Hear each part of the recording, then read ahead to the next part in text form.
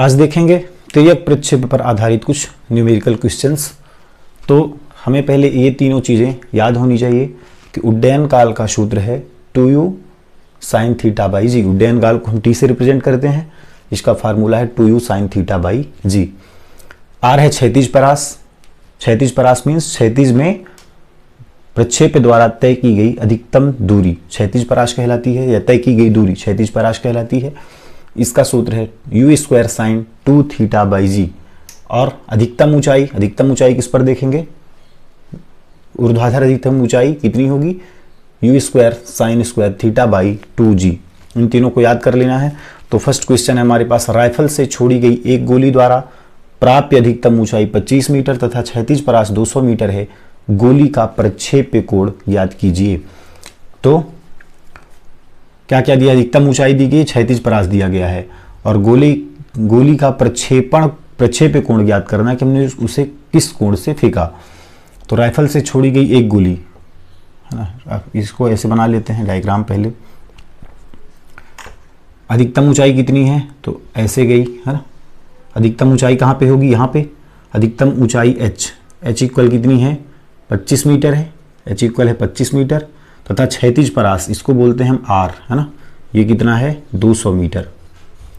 तो हमें क्या ज्ञात करना है, प्रक्षेप्य कोण की, हमने उसे किस कोण से प्रक्षेपित किया, ये हमें थीटा, ये हमें ज्ञात करना है। तो हमें दिया है क्या, हमें दिया है गिवन क्या क्या दिया, अधिकतम ऊंचाई मीन्स h कितना है 25 मीटर, व क्षैतिज परास r इक्वल है 200 मीटर।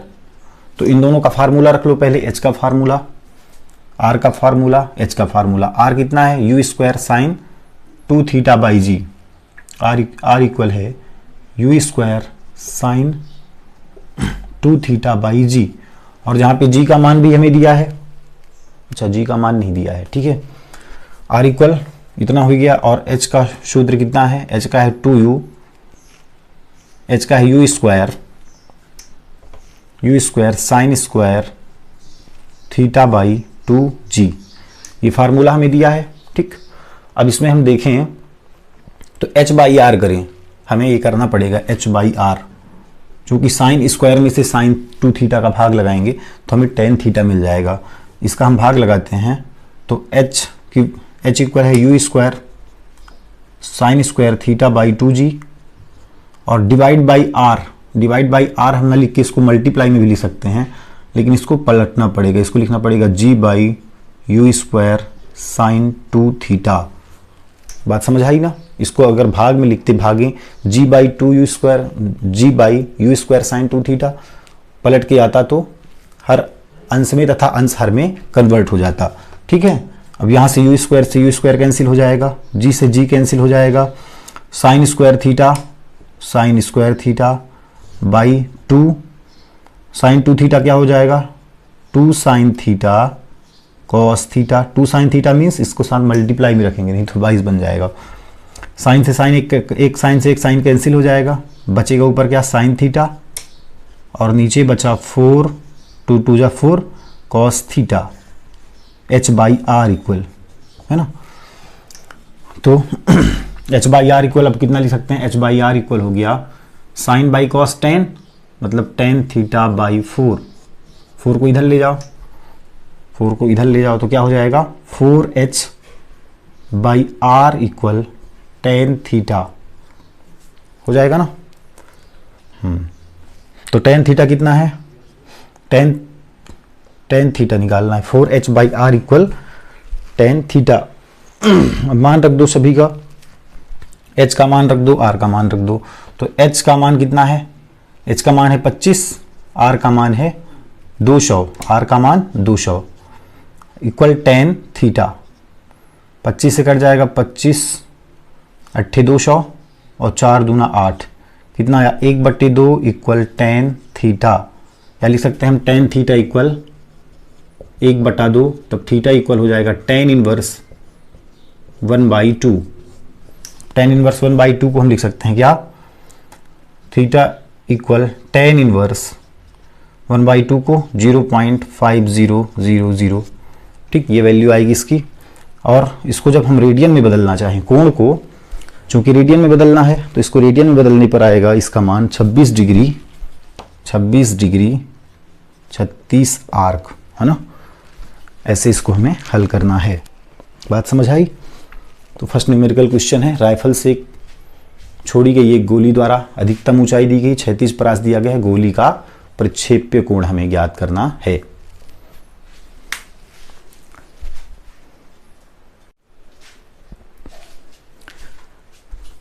सेकेंड क्वेश्चन है, एक गोली 20 मीटर प्रति सेकंड के वेग से 36 से 30 डिग्री के कोण पर फेंकी जाती है, गेंद का उड्डयन काल ज्ञात कीजिए।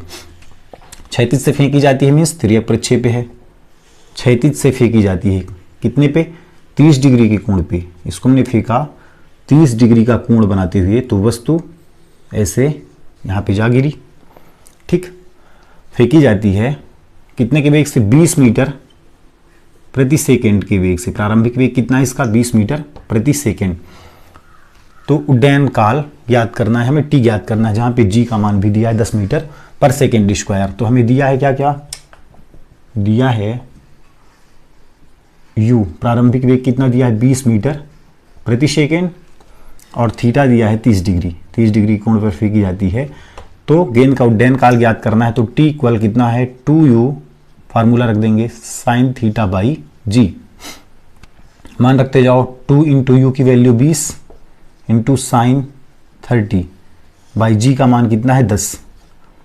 तो 10 से 10 दूना 20 कैंसिल हो जाएगा। 2 इंटू 2 इंटू साइन 30 की वैल्यू 1/2। 1 2 से 1 2 कैंसिल 2।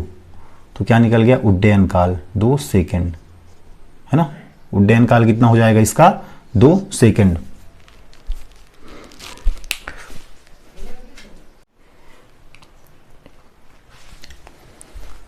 थर्ड क्वेश्चन है, दर्शाइए कि प्रक्षेप्य कोण अल्फा व बीटा के लिए किसी प्रक्षेप्य का क्षैतिज परास वही होगा यदि अल्फा प्लस बीटा इक्वल 90 है।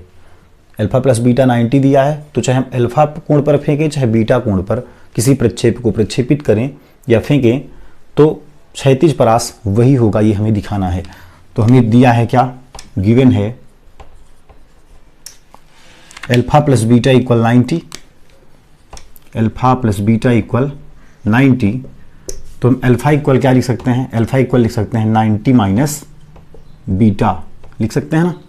अल्फा की वैल्यू लिख सकते हैं क्या? 90 माइनस बीटा। यहाँ से अल्फा इक्वल क्या हो जाएगा? बीटा को इधर ले जाएं तो 90 माइनस बीटा। ठीक, तो क्षैतिज परास वही होगा। तो प्रक्षेप्य कोण अल्फा के लिए पहले देख लें। प्रक्षेप्य कोण अल्फा के लिए क्षैतिज परास R1 ले लेते हैं, चूंकि दो प्रक्षेप्य कोण है अल्फा और बीटा।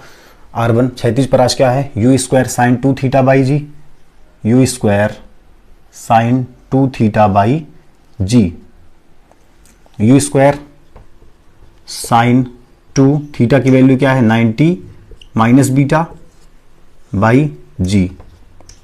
तब u स्क्वायर, अब sine 90 minus theta sine theta होता है, तो साइन 290 माइनस थीटा भी साइन 2 थीटा होगा। तो यहाँ पे आ जाएगा साइन 2 बीटा बाई जी। ठीक, प्रक्षेप्य कोण अल्फा के लिए R1 का मान निकल गया। इस तरह प्रक्षेप्य कोण बीटा के लिए, प्रक्षेप्य कोण बीटा के लिए R2 equal u square sine 2 beta लिख देंगे। बीटा के लिए बीटा हो जाएगा बाई जी। ठीक है, या फिर बीटा का भी मान निकालो तो 90 माइनस अल्फा, वो गलत हो जाएगा, है ना, क्योंकि बीटा की फॉर्म पे हमें रखना है। तो यदि बीटा के लिए देखें तो थीटा कितना हो जाएगा? बीटा हो जाएगा u square sine 2 beta by जी।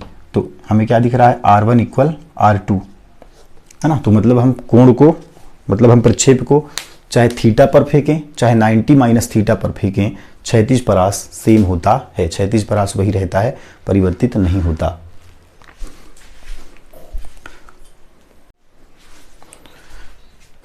अब हमें दिया है एक प्रक्षेप्य का समीकरण और उसके प्रारंभिक वेग व प्रक्षेप्य कोण हमें ज्ञात करने हैं। तो प्रक्षेप्य का समीकरण हमें दिया है y equal √3x minus g by 2x square, और प्रक्षेप्य का समीकरण हमें याद होना चाहिए y equal x tan theta minus g by 2u square cos square theta into x square. इससे हम तुलना कर देंगे। तुलना करने पर